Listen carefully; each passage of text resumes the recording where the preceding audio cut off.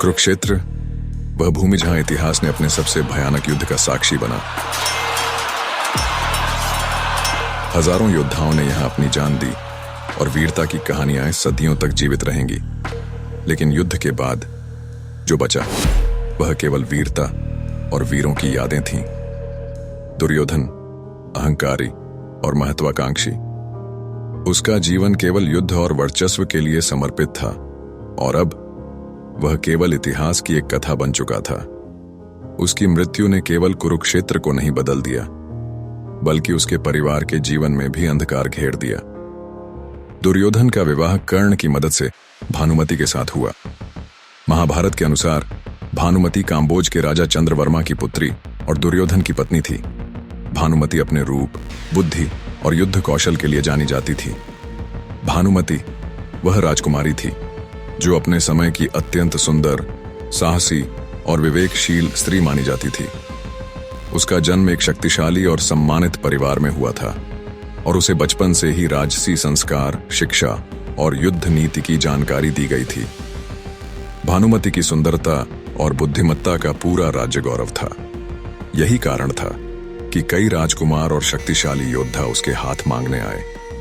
लेकिन उसका विवाह एक रणनीतिक दृष्टिकोण से तय होना था। दुर्योधन, जो अपने राज्य और सत्ता के लिए हमेशा योजनाएं बनाता रहता था, ने भानुमति के हाथ को अपने परिवार के लिए सुरक्षित करना चाहा। उसने अपने मित्र और सबसे भरोसेमंद कर्ण के साथ मिलकर भानुमति से विवाह किया।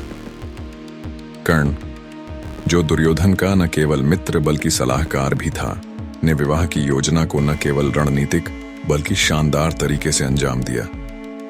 उन्होंने भानुमति के परिवार को सम्मान और शक्ति का आश्वासन दिया और दुर्योधन की इच्छा अनुसार विवाह संपन्न हुआ।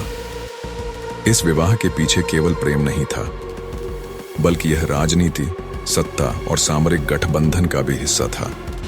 भानुमति की सुंदरता, बुद्धिमत्ता और शक्ति ने दुर्योधन और कर्ण दोनों को यह सुनिश्चित करने पर मजबूर किया कि उसका विवाह उनके राज्य और महत्वाकांक्षा के अनुसार ही हो।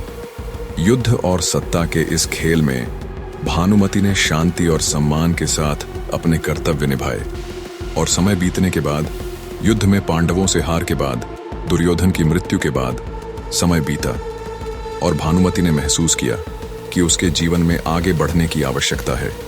उसे एक साथी चाहिए था जो न केवल वीर हो बल्कि न्याय और धर्म के पथ पर चलने वाला हो। यही समय था जब अर्जुन की कथा उसके सामने आई। अर्जुन, वही पांडव जिसने धर्म और न्याय के लिए अपने जीवन को समर्पित किया।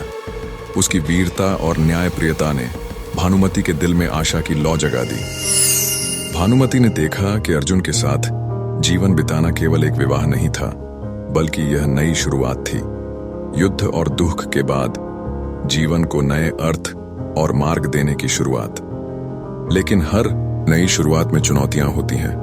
क्या अर्जुन और भानुमति का जीवन वास्तव में शांति और सुख से भरा होगा, या फिर अतीत की छाया फिर से उनके रास्ते में आएगी?